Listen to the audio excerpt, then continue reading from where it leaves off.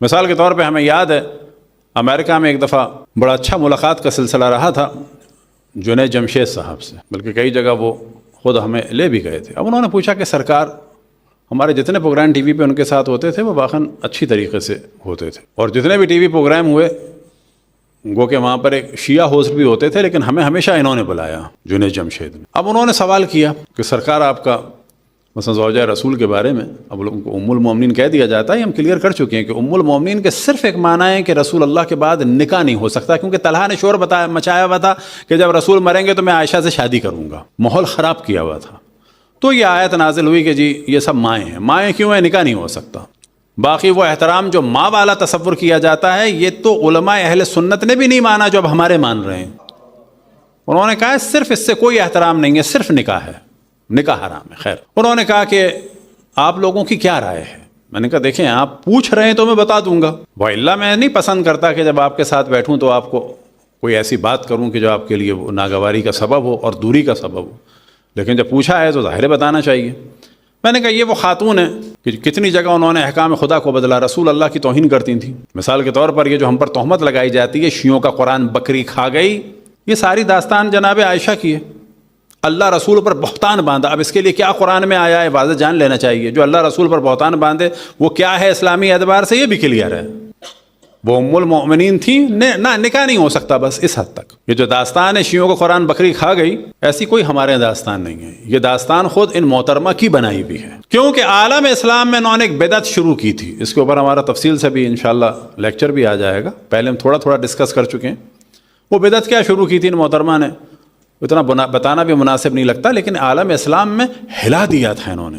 آج اگر آپ وہ ورڈ لکھیں گے تو آپ دیکھیں گے کہ انگلش اردو میں آپ اور ہم شاید اتنا اویئرنیس نہیں رکھتے، اور عرب، کیونکہ عرب بہت سارے ایسے ہیں جو پکے عیسائی ہیں، بہت پرانے ہیں، شام کے، لبنان کے، اس طرف کے جو عرب ہیں، یہ لوگ سب سے قدیم نسل ہیں۔ تو باقاعدہ انہوں نے تو فوٹویں تک بنائی ہوئی ہیں، گوگل میں اگر آپ جائیں تو لکھیں آپ رضاء الکبیر، رضا یعنی بچوں کو دودھ پلانا، کبیر یعنی بڑی عمر کے افراد کو۔ ان محترمہ نے ایک بدعت شروع کی تھی، ایسی بدعت کہ عالم اسلام آج تک ہلا ہوا ہے، اس کو چھپایا جاتا ہے۔ وہ بدعت کیا تھی کہ یہ کہتی تھیں کہ جس کو یہ پسند کرتی تھیں، پسند سے کیا مراد، یہ چاہتی تھیں کہ مثلا فلان آدمی میرے سامنے آ کے بیٹھے اور میں بغیر پردے کے بیٹھوں، میں بغیر پردے کے بیٹھوں، تو کیا کہتی تھیں، جاؤ میری بہنوں اور بھانجیوں اور بھتیجیوں کا 5 دفعہ دودھ پی کے آؤ۔ جب لوگوں نے سوال کیا، خصوصاً حضرت ام سلمہ صلوات اللہ وسلام علیہا نے،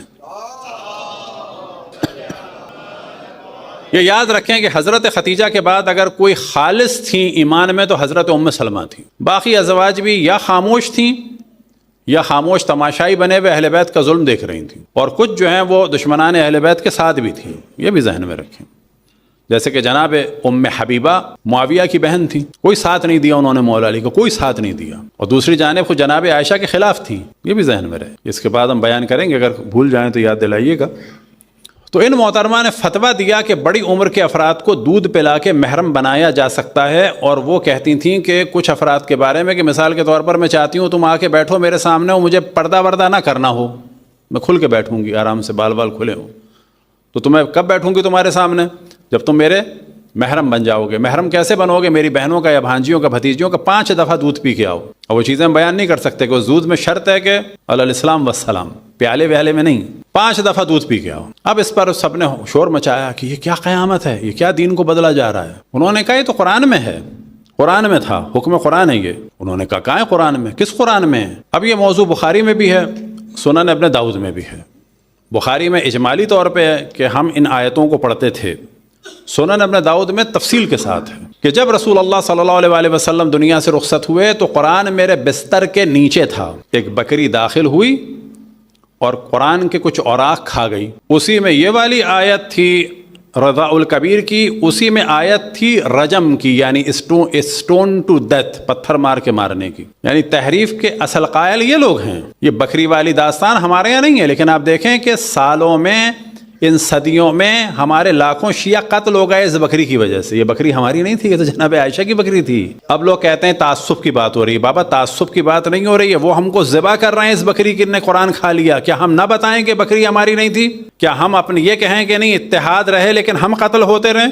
ہم اپنے آپ کو کافر ڈکلیئر کروائیں, وہ ہمیں قتل کرتے رہیں گے؟ یہ بہتر ہے کہ بتائیں کہ بابا یہ ایسی کوئی ہمارے یہاں چیز نہیں ہے بکری کی. یہ تو آپ کے سنن داؤد میں ہے, سنن ماجہ میں ہے, یہ بخاری مسلم میں ہے. یہ بکری کا داستان ہماری نہیں ہے, جناب عائشہ کی ہے. اپنا گناہ چھپانے کے لیے, اپنا بہتان چھپانے کے لیے, اپنا جو خدا پر انہوں نے جھوٹ بولا تھا اس کو چھپانے کے لیے انہوں نے کہا تھا کہ یہ تو آیت تھی قرآن میں. کہاں گئی یہ آیت؟ بکری کھا گئی. اب آپ تصور کریں کہ یہ جو کہا جاتا ہے نا کہ چیزیں کیوں بیان کر رہے ہیں, اگر ہم بیان نہیں کریں گے تو ہم مارے جائیں گے. آج کسی کی جرت ہو رہی ہے کہنے کی کہ شیعوں کا قرآن بکری کھا گئی, کیونکہ ہم نے سامنے دکھا دیا سب نے. سب سے پہلا لیکچر جو حوالوں کے ساتھ ہم نے بنایا تھا اتفاق سے آج سے 5 سال پہلے, وہ یہی بنایا تھا, بلکہ 7 سال پہلے سب سے پہلا لیکچر. کیونکہ ہمیں محسوس ہو رہا تھا کہ ہر جگہ اسی شیعوں کا قرآن بکری کھا گئی, شیعوں کا قرآن بکری کھا گئی. تیونس, الجزائر, مراکش, انڈیا, پاکستان, ہر جگہ 4th 5ویں کے بچے سے لے کر. آپ کو تعجب ہوگا کہ جب ہم نہیں جانتے تھے کہ شیعوں میں کیا کیا چیزیں ہیں, ہمارے 4th 5ویں کلاس کے جو ہمارے بعض دوست تھے, اب تک مجھے یاد ہے کہ جب مجھے بھی نماز نہیں آتی تھی تو وہ کہتا تھا تم لوگ نماز میں مکھیاں اڑاتے ہو. اچھا, مجھے نہیں معلوم تھا مکھیاں اڑاتے ہیں کیا مراد ہے. یعنی یہ ان کی تربیت تھی. اور یہ کہ جی شیعوں قرآن بکری کھا گئی, امام حسین کو شیعوں نے مار دیا, یہ تو ان کی تربیت ہے شیعوں کے خلاف بغض والی. اب اس کا آپ جواب نہ دیں, کیوں کہ جی اختلاف ہو جائے. بابا اس سے اختلاف نہیں ہوگا, اس سے اختلاف ختم ہوگا. آج عام طور پہ کوئی نہیں کہتا شیعوں قرآن بکری کھا گئی. کم ہو گیا ہے. کیوں کم ہو گیا ہے؟ کیونکہ دکھا دیا ہے کہ یہ ہمارے یہاں نہیں ہے, تمہارے یہاں ہے. بکری ہماری نہیں تھی, تمہاری ماں کی بکری تھی. تمہاری ماں دی بکری سی. ابھی کو برائی ہے, توہین ہے؟ نہ, کوئی توہین نہیں ہے. یہ حقائق ان کو بیان نہیں کریں گے مارے جائیں گے. شیعوں کا قرآن 40 پارے کا تھا, اب نہیں بیان کریں گے مارے جائیں گے. اب یہ کتنی عقل کی کمی کی بات ہے کہ اپنے دفاع والی چیز کو ہمارے لوگ برا سمجھ رہے ہیں. ہمارے لوگ برا سمجھ رہے ہیں کہ آپ بیان نہ کریں, اس میں توہین ہو رہی ہے. بابا کوئی توہین نہیں ہے اس میں. یہ صحیح روایات ہیں, سنن ماجہ میں, سنن داؤد میں, پھر مسلم میں بھی آدھی. اس میں کوئی توہین والی بات نہیں ہے. نہیں بیان کریں گے آپ مارے جائیں گے. یہ جو ہم نے عرض کیا تھا کہ امہات المؤمنین میں جو سب سے خالص تھیں, گو کہ وہ ام المؤمنین اسی معنی میں ہے کہ نکاح نہیں ہو سکتا, لیکن وہ واقعاً ماں تھیں. وہ حضرت ام سلمہ تھیں. حضرت خدیجہ کے بعد اگر خالص ترین کوئی خاتون تھیں حضرت ام سلمہ تھیں. جناب ام حبیبہ بھی زوجہ رسول تھیں, لیکن ان کے اوپر بڑا غلبہ تھا معاویہ کی محبت کا, کیونکہ معاویہ کی بہن تھیں.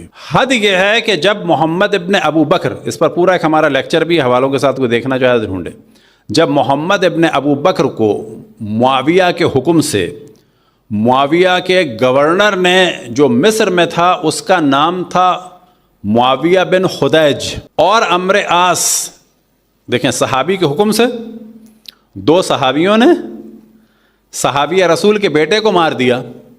یہ بھی رضی اللہ, وہ بھی رضی اللہ. کس کی محبت میں مارا؟ علی ابن ابی طالب کی محبت میں, وہ بھی رضی اللہ. مارنے کے بعد گدھے کی مردہ گدھے میں ڈلوا کے جلوا دیا. یعنی وہاں ایک ان کو مردہ گدھا ملا, اس کو اندر سے خالی کر کے محمد ابن ابو بکر کو ڈالا, اور ابھی مکمل طریقے سے دم بھی نہیں نکلا تھا تو اس کو جلا دیا.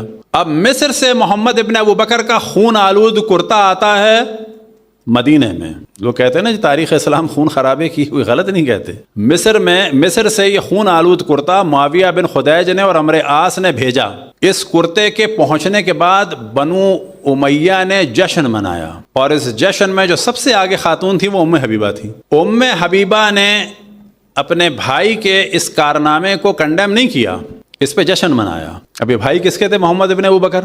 بالآخر بھائی تھے کس کے تھے؟ جناب عائشہ کے. اب کیونکہ گدھے کی کھال میں جلوا دیا معاویہ کے حکم سے دوسرے معاویہ نے. کون سا معاویہ تھا مصر کا گورنر؟ یاد رکھیں, کیونکہ بعض دفعہ جب کہا جاتا ہے کہ معاویہ نے کروا دیا تو کلیئر نہیں ہوتا. ہاں, اس معاویہ کا حکم تھا شام سے. مصر کے گورنر معاویہ کو, جس کا نام تھا معاویہ بن خدیج, اور ساتھ میں تھا پرانا گورنر عمرو بن عاص, جلوا دیا. کس کو جلوا دیا؟ محمد ابن بکر کو. کس میں جلوا دیا؟ گدھے کے اندر ڈلوا کے. اب جناب ام حبیبہ نے کیا کام کیا؟ جشن منایا. جشن منانے کے بعد حضرت عائشہ کو گفٹ بھیجا. جانتے ہیں کیا گفٹ بھیجا؟ ایک بکرا روسٹ کروایا. بکرا روسٹ کروا کے جناب عائشہ کو بھیجا, اور اس کے بعد یہ پیغام دیا, ہاکذا شویہ اخوکی بمصر, اس طریقے سے تمہارے بھائی کو مصر میں بھونا گیا تھا. یعنی ایک ایک ام المؤمنین اپنے بھائی کے جرم میں خوشی منا رہی ہے اور گفٹ کے طور پر بھنا ہوا بکرا بھیج رہی ہیں دوسری ام المؤمنین کو. یعنی آج بھی یہ کوئی عورت کام نہیں کر سکتی کہ کسی کے بیٹے یا بھائی کے قتل پر اس طرح سے بھیجے بکرا بھنا ہوا. یعنی ان کو علم تھا کہ محمد ابن ابوبکر کے ساتھ کیا ہوا ہے. بکرا بھنا ہوا بھیجا. ہاکذا شویہ اخو کی بے مصر, تمہارے بھائی کو ایسے بھونا گیا تھا مصر میں. جناب سیدہ کا یہ جو خطبہ تھا اور معاملہ فدق تھا اور خود ان کی ذات مقدس ہے, جو ان کی ناراضگی ہے, یہ نماز میں نہ آنے دینے کا حکم ہے. ان ساری چیزوں سے حق اور باطل پہچانا جاتا ہے. ایام فاطمیہ میں ہمیشہ میں ذکر کرتا ہوں حضرت آیت اللہ کاظم قزوینی کا. ان کی بہت ساری کتابیں خصوصاً تقریباً 23 جلد پہ ہے. امام صادق من المہد الی اللحد, انہی کتاب ہے فاطمہ الزہرا من المہد الی اللحد, اور باقی چند ائمہ کے بارے میں بھی ہے. من المہد یعنی گود سے لے کر قبر تک. تو جمعے کے دن عموماً میں ان کے یہاں جاتا تھا سوال و جواب کے لیے, اور بہت ہی نیک پاک پاکیزہ متقی حضرات میں سے تھے کہ اللہ ان کے درجات بلند سے بلند فرمائے. ان کے درجات اور تمام علماء کے درجات کی بلندی کے لیے بر محمد وال محمد صلوات.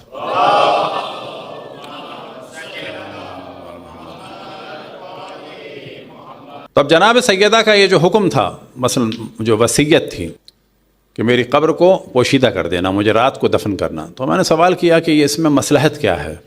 تو انہوں نے فرمایا تاکہ قیامت تک کے لیے حق کو پہچانا جائے. کیا مراد؟ یعنی ہمیشہ یہ سوال اٹھے گا کہ یہ لوگ کیوں نہیں آئے حضرت فاطمہ کی نماز جنازہ میں. یہ تو بخاری میں بھی واضح ہے. اب بخاری میں واضح لکھا ہوا ہے وصلی علیہا علی ولم یؤذن بہا ابا بکر, کہ ابو بکر کو اس میں آنے کی اجازت نہیں دی رسول اللہ مولا امیر المومنین نے, اجازت نہیں دی, چاہے کہ نماز پڑھوائی ہو. اب یہ لوگ شور کرتے ہیں جی انہوں نے نماز پڑھائی. کیوں شور کرتے ہیں؟ کیونکہ ان کو پتہ ہے کہ جب پبلک کو پتہ چلے گا کہ نماز نہیں پڑھائی تو ہر آدمی یہ سوال کرے گا کہ کیوں نہیں نماز پڑھنے دی گئی. اس کا مطلب پرابلم تو تھا. اب یہاں پہ سوال پیدا ہوتا ہے کہ جناب سیدہ وصیت فرما رہی ہیں کہ میرے جنازے میں ان کو آنے نہ دینا, میری قبر کو پوشیدہ کر دینا. تو کیا وہ اختلاف بین المسلمین ڈال رہی تھیں؟ نہ, ان چیزوں سے اختلاف بین المسلمین نہیں ہوتا. ادب اور تمیز سے بات کی جائے, اس سے در حقیقت اتحاد بین المسلمین ہوتا ہے. اختلاف نہیں ہوتا, اتحاد ہوتا ہے. وہ کیسے کہ اگر آج 80% ہوتے مسیلمہ کذاب کے ماننے والے, ممکن ہے بعض لوگ سوچیں مسیلمہ کذاب کون ہے. مسیلمہ کذاب یمن کی طرف یمامہ کی طرف ایک آدمی تھا جس نے رسول اللہ کے بعد نبوت کا دعویٰ کیا تھا کہ میں نبی ہوں. اور رسول اللہ کی ایک زوجہ تھیں قتیلہ بنت قیس قندی, یہ زوجہ تھی ایک رسول کی, یہ بھی کافر ہو گئی تھی.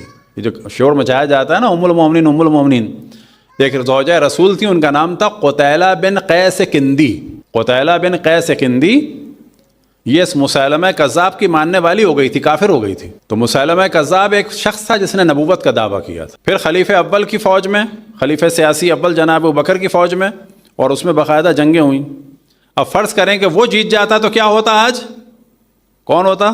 ہر جگہ چل رہا ہوتا مسیلمہ کذاب. جو ہم نے کہا نا, آج بحث یہ نہیں چل رہی ہوتی پہلا خلیفہ کون ہے, پہلا امام کون ہے. آج بحث یہ چل رہی ہوتی کہ شیعوں کے یہاں پہلا امام مولا علی ہیں, اور ان کے یہاں کیا ہوتا دوسروں میں, جی مسیلمہ کذاب جو ہے وہ نبی ہے معاذ اللہ. تو اب اگر مسیلمہ کذاب کے چہرے سے نقاب ہٹا کر اہل بیت کی جانب بلایا جائے تو یہ اتحاد بین المسلمین ہوتا یا اختلاف بین المسلمین ہوتا؟ رسول اللہ کو جو حجر و ہذیان و بکواس کی نسبت دے, یہ نسبت دینے دی جائے, یہ زیادہ اچھا ہے رسالت کے لیے, یا اس نسبت دینے والے کے چہرے سے نقاب ہٹا کر رسول کی عصمت کو ثابت کیا جائے, یہ اسلام ہے. کیونکہ اگر اس فرد کا آپ دفاع کریں گے تو پھر یہ بھی ماننا پڑے گا کہ قرآن کافی ہے اور رسول اللہ جو ہے معاذ اللہ جو ہے وہ بہکی ہوئی باتیں کر رہے تھے. اب یہاں پر آپ کو اختیار ہے, یا رسول اللہ کی عصمت کو بچا لیں یا اس آدمی کو بچا لیں. اب اس آدمی کے چہرے سے نقاب ہٹانی ہے لیکن علمی طریقے سے. ہم بے شک لعنتیں بھیجیں اپنے درمیان, لیکن جب دوسرے کے ساتھ بات ہو تو کیا کرنا ہوگا؟ کلیئر بتانا ہوگا. خیر بات یہ نکلی تھی کہ ہم سے جب انہوں نے سوال کیا موصوف نے, کہ اللہ ان کی مغفرت فرمائے, کہ آپ لوگ کیا کہتے ہیں, تو میں نے بتایا کہ ہم یہ کہتے ہیں. پھر یہی وہ خاتون تھی کہ جنہوں نے آپ کے تیسرے خلیفہ کے قتل کا حکم دیا تھا اور کفر کا حکم دیا تھا. آج جو ہم دیکھتے ہیں کہ اہل سنت میں اتنی زیادہ تکفیر ہے کہ یہ بھی کافر ہو گیا, یہ بھی کافر ہو گیا, اس کی ابتدا اصل میں ان کے بڑوں نے کی تھی. مثال کے طور پہ مالک ابن نویرہ کو کافر قرار دے دیا، قتل کروا دیا۔ یہ کام کس نے کیا؟ خالد ابن ولید نے کیا، ان کے پہلے سیاسی خلیفہ جناب ابوبکر نے کیا۔ مالک ابن نویرہ کی بیوی کی عزت کو وسیلات لوٹا۔ مالک ابن نویرہ صحابی رسول کے سر کو کاٹ کر اینٹوں کے طور پہ رکھ کے اس پہ کھانا پکایا۔ یہ تو تاریخ ہے۔ اب آپ کہتے ہیں کہ لوگ اسلام سے متاثر ہو جائیں، کون سا اسلام؟ اگر اسلام محمدی علوی ہے اس سے متاثر ہونا چاہیے، لیکن دنیا کے سامنے یہ اسلام پہنچ رہا ہے کہ خالد ابن ولید صحابی رسول کے سر کو کاٹ کر اینٹوں کے طور پر استعمال کر رہا ہے، کھانا پکا رہا ہے، اسی رات اس کی بیوی کی عزت کو لوٹ رہا ہے۔ اب آپ چاہتے ہیں کہ لوگ جو ہیں کہیں کہ جی اسلام اچھا ہے، تو قطعاً خالد ابن ولید والا اسلام اچھا نہیں ہے۔ اب انہوں نے تکفیر کی جناب عثمان کی، اور فرماتی تھی اقتلوا ناثلا فقد کفر۔ ان کی شکل ملتی تھی مدینے کے ایک لمبی داڑھی والے یہودی سے، تو محترمہ نے نام رکھا ہوا تھا ان کا نعسل، نون عین سے لام، نعسل، کہ مار دو اس ناسل کو، یہ کافر ہو گیا ہے۔ کس کو؟ تیسرے خلیفہ کو ان کے۔ کس نے مروایا؟ جناب عائشہ نے مروایا۔ طلحہ زبیر ساتھ تھے، حتیٰ طلحہ نے اس کی قتل سے پہلے بیت المال پہ قبضہ کر لیا تھا، مار دیا ان کو۔ مارنے کے بعد یہ محترمہ نکل کے مدینے کے حالات خراب ہوئے، مکے پہنچ گئیں۔ مکے میں ان کو خبر ہوئی کہ یہ مار دیا گیا ہے، خوشی کا اظہار کیا۔ بعد میں سوال کیا پھر کیا ہوا، تو کہا کہ علی ابن ابی طالب کو خلیفہ چن لیا گیا ہے۔ تو ان محترمہ کے پاؤں سے زمین نکل گئی، میری پلاننگ تھا طلحہ خلیفہ بنے، یہ تو علی آ گئے، تو فائدہ کیا ہوا اس کو مارنے کا اتنا؟ تو یہیں سے محترمہ کہتی ہیں کہ عثمان مظلوم مارے گئے، آؤ علی سے انتقام لیں۔ یہاں سے انہوں نے کرتہ عثمان اٹھایا کہ آؤ علی کے خلاف فوجوں کو جمع کیا جائے، یہ بنیاد تھی جنگ جمل کی۔ تب اس بیچارے سادے مومن نے سادے مسلمان نے کہا، یا آقا جنید جمشید نے کہ اللہ مغفرت فرمائے، کہ بھلا یہ آپ کیا کہہ رہے ہیں؟ بل نہیں، وہ حضور یہ کیا کہہ رہے ہیں آپ؟ میں نے کہا میری بات کا بالکل یقین نہ کیجیے گا، پورا احتمال دیجیے گا کہ میں جھوٹ بول رہا ہوں، اور کبھی یقین نہیں کرنا چاہیے ایسی باتوں پہ، لیکن تحقیق کریں آپ۔ اب آپ بتائیے کہ ایسی خاتون کے بارے میں کہ جو مولا امیر المومنین سے جنگ کر رہی ہیں، کیوں کہ جس کو مروایا ہے اس کے ہاتھ میں پاور نہیں آئی، علی کے پاس آ گئی تو علی سے جنگ کر لو، کیا کہنا چاہیے ایسے کے بارے میں؟ 10,000 سے 36,000 لوگ مروا دیے۔ لیکن جو سب سے پہلا حملہ ہوا عالم اسلام میں، بہت گڑبڑ ہوئی ہے، اس کو عام طور پہ چھپایا جاتا ہے۔ جو سب سے پہلا ظلم ہوا ہے وہ اشرف الانبیاء پہ ہوا ہے کہ حجر و ہذیان و بکواس کی نسبت دی ہے۔ جو سب سے پہلا ظلم ہوا ہے عالم اسلام میں وہ جناب سیدہ پہ ہوا ہے۔ یعنی پورے عالم اسلام میں جو سب سے پہلی جنگ ہوئی وہ کون سی جنگ ہے؟ لوگ کہتے ہیں جی اختلاف ہوگا اس سے، نہ، کوئی اختلاف کی بات نہیں ہے۔ فرض کریں جی کوئی پروگرام ہو رہا ہے عالم اسلام میں بعد رسول اللہ، سب سے پہلی جنگ کون سی ہوئی؟ جنگ جمل ہوئی۔ کس نے شروع کی؟ کوئی چائنا سے خاتون آئی تھی، رومن امپائر کی خاتون آئی تھی، بیزنٹائن کی امپائر کی خاتون آئی تھی نا، زوجہ رسول تھی۔ کتنے افراد مارے گئے؟ 10,000 سے 36,000۔ کیا اب اس کو بیان نہ کیا جائے؟ یعنی ہم ہیں یہ کہہ دیا جائے کہ جی آپ نے امام حسین کو مارا، ہم نہ بتائیں کہ مولا علی کے خلاف فوج کون لائی تھی؟ یہ بڑا شور مچایا جاتا ہے جی شیعوں نے امام حسین کو مار دیا۔ جب شیعہ امام حسین کو مار رہے تھے تم لوگ کہاں تھے؟